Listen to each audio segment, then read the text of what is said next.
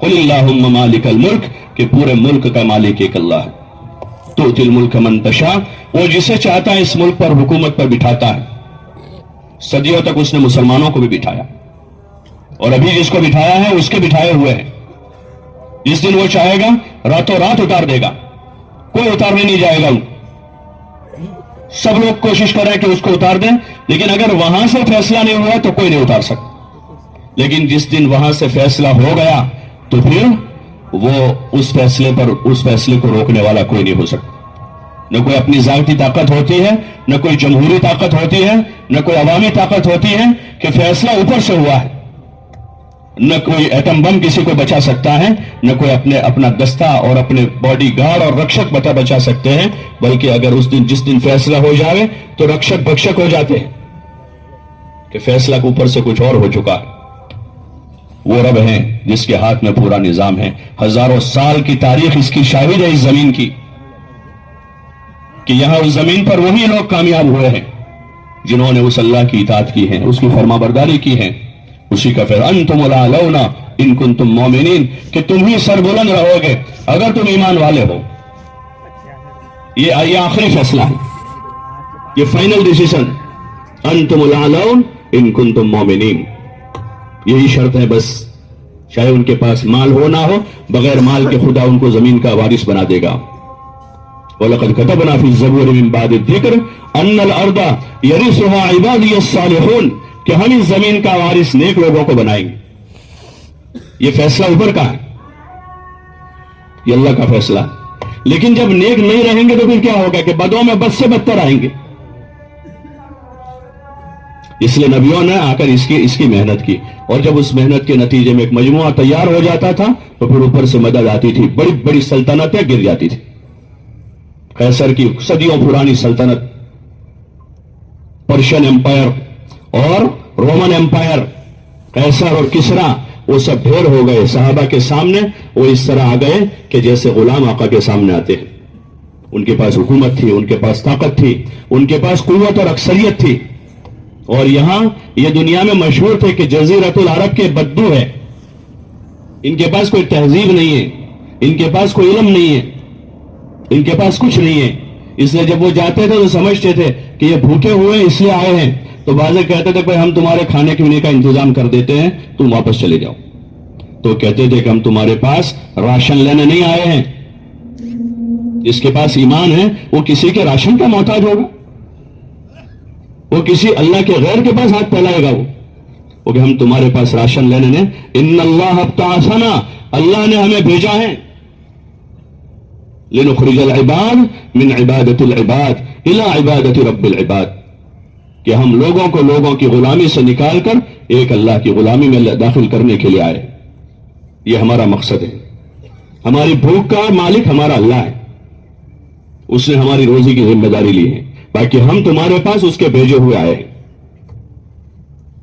من ضیق الدنیا الی سعتها، جن کے پاس پہننے کے کپڑے پورے نہیں ہیں، اعلیٰ معیار کی سواریاں نہیں ہیں، وہ اسے کہہ رہے ہیں کہ ہم تم کو دنیا کی تنگیوں سے نکال کر دنیا کی وسعت میں لانے کے لیے. ان کو کہہ رہے ہیں کہ جن کے پاس سواریاں ہیں، جن کے پاس بڑے بڑے محل ہیں اور جن کے پاس سونا چاندی کے ڈھیر لگے ہوئے ہیں، ان کو یہ کہہ رہے ہیں کہ ہم تم کو ان تنگیوں سے نکالنے آئے ہیں جن کی طرف ہم ابھی للچائی نظروں سے دیکھ رہے ہیں کہ ان کے پاس مکانات ہیں، ان کے پاس محل ہیں اور ان کے پاس سواریاں ہیں اور ان کے پاس گاڑیاں ہیں.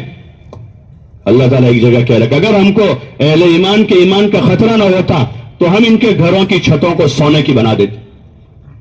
اتنا ہم ان کو دیتے ہیں، اس لیے کہ سارا ملا کر بھی وہ جو ہے مچھر کا پر نہیں ہے. اس کو ہم دیکھ رہے ہیں سارا. وہ اصل اندر کی طاقت ہے کہ جس نے اس کو رب مانا ہے اب اس کو یہاں کسی کی پرواہ نہیں ہے. ہاں، وہ اس اللہ کی غلامی میں متواضع بن کر چلے گا، وہ کسی سے ڈر کر سر نہیں جھکائے گا. وہ تو اللہ کا بندہ ہے، اس لیے زمین پر اکڑ کے نہیں چلتے ہیں. کسی کا ڈر نہیں ہے، کسی کا خوف نہیں ہے، اس لیے کہ ہمارا اللہ بہت بڑا ہے. ایک موقع پر حضور صلی اللہ علیہ وسلم اور صحابہ ہیں، سامنے دشمن ہیں، تو وہ وہاں سے آوازیں لگا رہے ہیں کہ ہمارے پاس بڑے بڑے معبود ہیں، ہمارے تمہارے پاس نہیں ہے. لنا العزا ولا عزا لکم، کہ ہمارے پاس عزا ہیں تمہارے پاس عزا نہیں ہے. اور اس سے پہلے قسم قسم کی باتیں کرتے تھے. صحابہ جواب دینے کے اس میں تھے، حضور نے کہا خاموش رہو، کوئی جواب دینے کی ضرورت نہیں، ہر سوال کا جواب نہیں ہوتا، ہر آواز کا جواب نہیں ہوتا۔ حضور نے کہا خاموش رہے۔ پھر جب وہاں سے آواز آئی لنا العزا ولا عزا لکم، تو آپ نے ایک صحابی سے کہا کہیے ان کو اللہ مولانا ولا مولا لکم، کہ اللہ ہمارا والی ہے، وہ بہت بڑا ہے، اس کی مددوں کے راستے جو ہیں وہ اچھے اعمال ہیں، کہ اچھے اعمال کے ساتھ ہیں تو اس کی مددیں ہمارے ساتھ ہیں، مال پیسوں کے ساتھ اس کی مدد نہیں ہے، کہ مال پیسہ ہے فسق و فجور ہے، مدد نہیں آئے گی، بلکہ اور زیادہ فساد آئے گا، عذاب آئے گا، پکڑ آئے گی اللہ کی ایمان والوں پر، کہ ان کو اللہ نے نعمتیں دی ہیں اور اس میں وہ اللہ کی نافرمانی کر رہے ہیں، تو پکڑ جلدی آئے گی، اور اگر اعمال اچھے ہیں تو پھر مدد آئے گی۔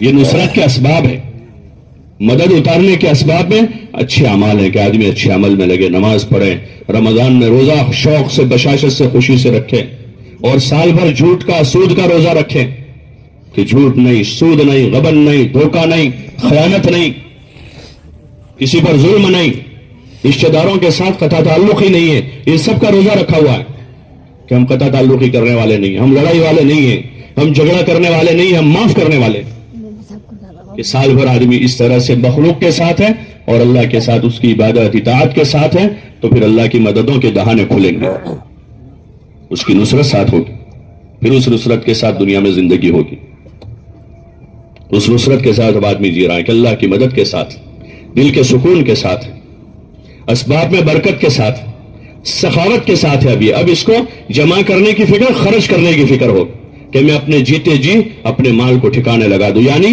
اس کو انویسٹ کر کے جنت میں اس کا اپنا سامان تیار کر لوں، جو اصل ٹھکانہ ہے۔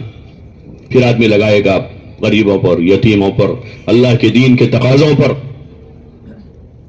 جتنے تقاضے اللہ نے بتائے ہیں، یہ تقاضے ہیں مال لگانے کے۔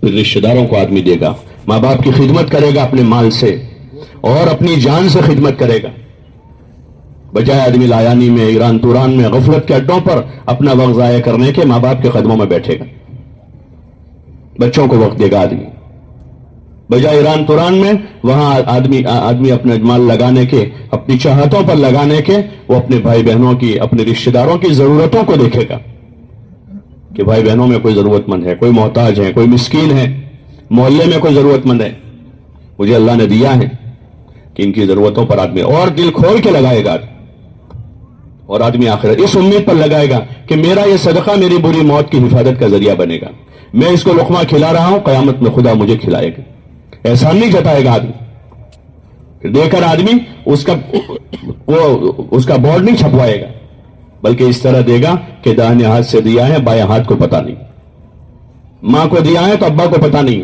ابا کو دیا ہے تو اماں کو نہیں کہا کہ میں نے ان کو 100 روپے دیے، بہن کو دیا ہے تو آدمی بیوی کو نہیں بتائے گا، اور بیوی کے رشتہ داروں پر خرچ کیا ہے تو یہاں ماں کو نہیں بتائے گا، اس طرح خاموشی سے آدمی دے گا۔ اپنے دوست کی مدد کی ہے، دوسرے دوستوں کو نہیں کہے گا کہ میں نے اس کو دیے، بلکہ خاموشی سے دے گا آدمی، ضرور یہ سمجھے گا کہ اس مال میں ان کا حق ہے، اصل ان کا میرے پاس آیا ہے، اللہ نے مجھے دیا ہے، مجھے ذریعہ بنا رہا ہے کہ یہ حاجت مند لوگوں تک میں پہنچاؤں، یہ اللہ نے مجھے ذریعہ بنایا، اور اس کے بدلے میں اللہ مجھے یہ دے گا کہ مال میں برکت دے گا، دنیا میں بری موت سے حفاظت کا سبب ہوگا، جنت میں داخلے کا سبب ہوگا، مصیبتیں بلائیں اس کے ذریعے سے ٹل جائے گی، بیماریوں سے خدا محفوظ رکھے گا۔ اس جذبے سے پھر آدمی اپنا جان، اپنا مال جو ہے اللہ کی عبادت اطاعت پر اور اللہ کی مخلوق کی خدمت پر لگائے گا۔ یہ بنیادی 2 کام ہیں کہ اللہ کی عبادت اطاعت ہے، وما خلقت الجن والانس الا لیعبدون، اور مخلوق خدا کے لیے آدمی جو ہے، لوگوں کے لیے آدمی رحمت بنے گا۔